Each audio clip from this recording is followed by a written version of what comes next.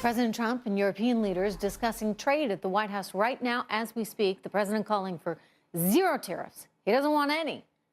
Makes sense, right? Between the U.S. and Europe. Sounds like a fair deal to me, but can this actually get done? Joining me right now, former economic advisor to President Ronald Reagan, Art Laffer. Art, I know you love the sound of that. Zero tariffs. I do. Real free trade. Are you okay, though, with him using the threat of tariffs and actually putting them in as leverage along the way?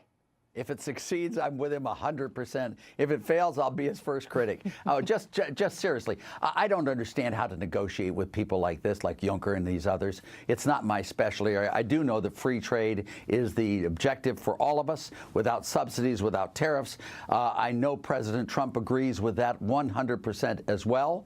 President Trump is a lot better negotiator than I am, Trish, and I have watched him negotiate all sorts of things that I didn't think possible. North Korea, Russia, all that.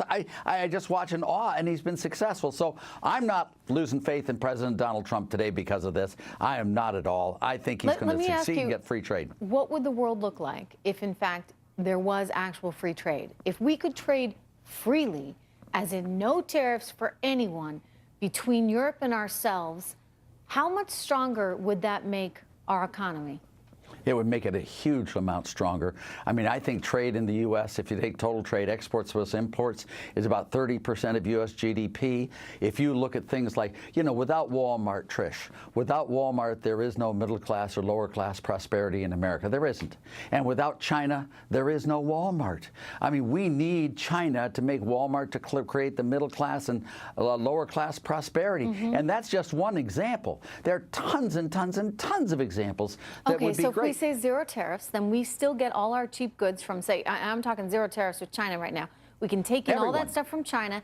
Everybody can be happy. We can get all the cheap stuff we want. Good, because that's important.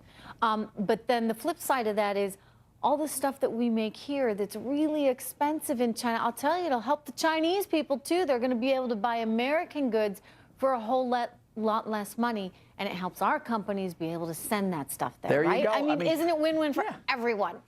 It is. We'll have cars being sold in central China, for God's sakes. It'll be spectacular, and it will integrate the world. There's nothing better than you don't like anyone more than the partner you're working with and making a lot of money with. Free trade creates prosperity. It creates friendship. It creates understanding. It creates all sorts of, and it lowers the risk of war substantially. But then everybody has to be playing by the same rules, right? I mean, that's been the problem. We're like, we love free trade, and we're not going to charge you anything, and we want to make sure that our Americans have access to cheap goods, but when not everybody's doing the same thing, it kind of warps it. Yeah, but let me just say this about that, if I might. Doing what they do in response to bad policies on their part just makes the world worse. Now, if it's a good negotiating strategy, I'm with it 100%. I am. All right. But there's it's just the qualifying. Gotcha. If it's a trade war, I don't like a trade war. It's never worked out well for any country. But it's been a trade war. Huh? It's been a trade war. Right? No, I mean, no. They're at war with us. We may not be at war with them, but they're at war with us. They're charging plenty on all our goods. No, they are doing that, and that's correct, and we got to get them to stop. I agree with you. And Trump has a strategy for getting them to stop. And it may well work, and I hope to goodness it does. I know Trump believes in free trade, and he's got this strategy, and I don't have a good strategy, to be honest with you. I'm not good at this stuff. I'm just an old person who sits there and gets scared.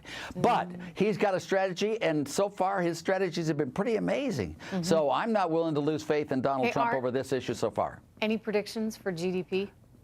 It's going to be good. I think 3%, 4%, 5%. I think it'll be over 2%. You're playing it safe. Let me say this also. This is not the time to gloat or to spike the ball or to do victory laps. We need to get long growth for 4 or 5 quarters back to back like we had with Reagan.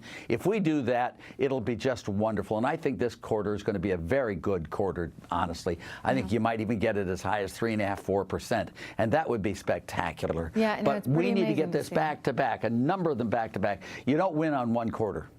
Right. Any reaction, sir, to the president saying he will not meet with Vladimir Putin? That news just breaking moments ago. The meeting is off, and he cites the Mueller probe. This is the White House that's citing the Mueller probe. They're going to postpone it until next year.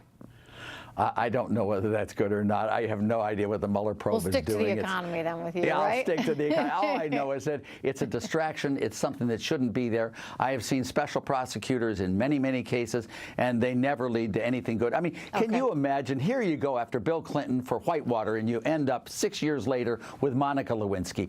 I mean, that's just terrible. That's not good governance. I mean, and they're doing the same thing to Trump that was done to Bill Clinton. Art Laffer, my stage manager, is giving me the cues here right now. I got 15 seconds hard. So good to see you, sir. Thank you very much.